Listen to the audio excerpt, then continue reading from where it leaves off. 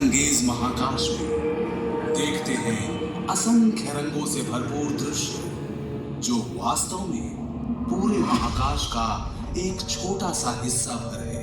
जीवन की संभावनाओं से भरे हमारे ब्रह्मांड की कहानी, द कॉस्मिक कोलिशन।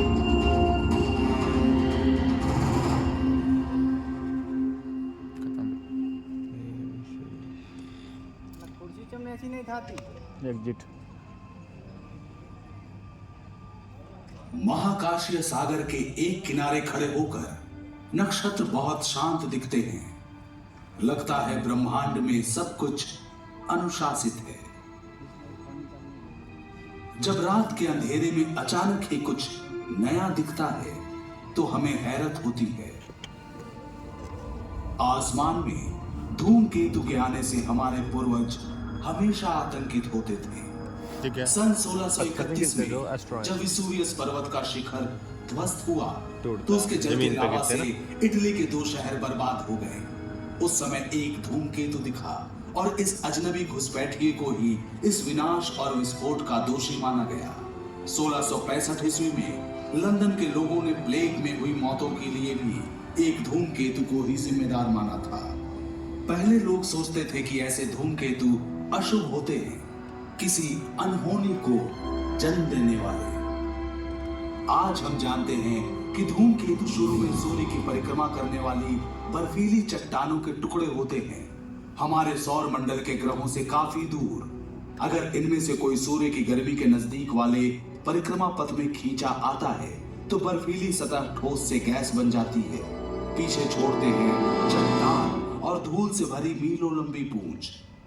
लेकिन धूमकेतु की पूंछ के चट्टानी टुकड़े जो उल्का पिंड कहलाते हैं धरती के वातावरण से टकराएंगे।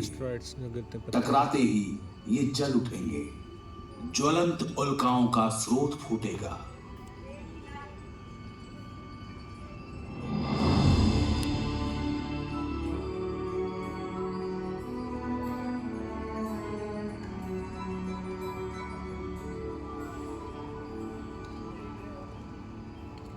आजकल कभी कभी लगता है कि धरती पर स्थितियां बहुत ज्यादा और बहुत जल्द बदल रही हैं। बात सिर्फ धरती की नहीं, ब्रह्मांड में परिवर्तन ही शाश्वत है। नक्षत्र, ग्रह, अन्य निहारिकाएं भी हमेशा गतिशील हैं, हमेशा ही गुरुत्वाकर्षण के चिरस्थायी बल से बंधी हुई हैं। कभी कभी ये आपस में टकरा जाते हैं। ये खतरे की घंटी हो सकता है, लेकिन टक्कर दरअसल फायदेमंद हो सकती है और खूबसूरत भी। चलिए मेरे संग एक सफर पर धरती के करीब और हमारी गैलेक्सी से बहुत दूर। देखिए कि कैसे महाकाश के इन टक्करों ने हमारा अतीत रचा, वर्तमान प्रभावित किया और भविष्य को गढ़ेंगे। हमारे चंद्रमा के जन्म को लेकर कितने सारे सिद्धांत हैं। हाल में वैज्ञानिकों ने एक और सिद्धांत प्रतिपादित किया। समय काल में पीछे चलते हैं 4.5 अरब साल पहले अतीत में, जानते हैं कि उनके अनुसार क्या हुआ था। चलो चलो। हम जिस पृथ्वी को देख रहे हैं वो युवा है, अभी भी गठन की प्रक्रिया में है, जहां जीवन अभी तक नहीं पहुंचा। चंद्रमा शुरुआती समय में हमारे सौर मंडल में ग्रहों जैसे विशाल चट्टानी टुकड़े झुंड में घूमा करते थे। कुछ का परिक्रमा पथ था जो उन्हें पृथ्वी के नजदीक लाया। ये थोड़ा ज्यादा करीब आ गया।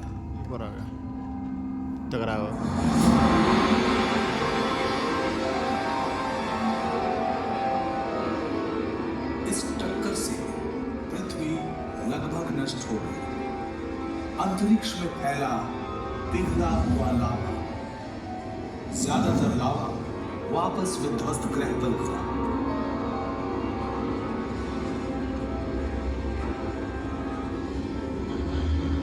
बाकी रह गया परिक्रमा पथ में गुरुत्वाकर्षण के कारण बाहरी महाकाश में नहीं जा पाया।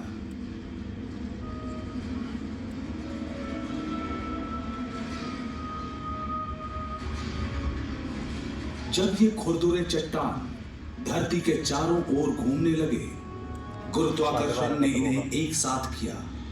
ये टकराते गए, जुड़ते गए, इनका आकार बड़ा होता गया।